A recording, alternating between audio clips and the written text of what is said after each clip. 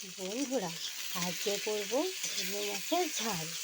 প্রথমে দিয়েছি তেল, তারপর দিয়েছি পাঁচফোড়ন, তারপরে পেঁয়াজ আর অল্প টমেটো।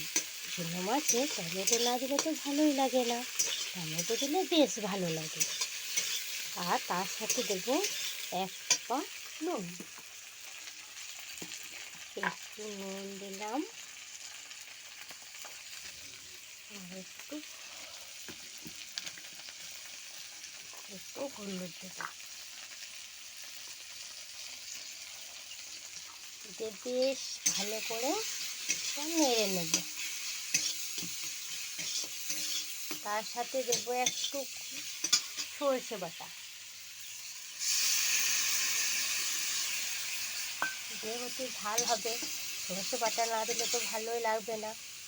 সরষে বাটা দিয়ে করলে বেশ ভালো লাগে খেতে।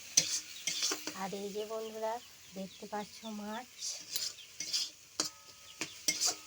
কাটে কাটে মাছ ঝাল, ছোটো মাছের ঝাল খেতে ভালো লাগে। একটু কমেন্ট করে জানাবে তো তোমরা সবাই।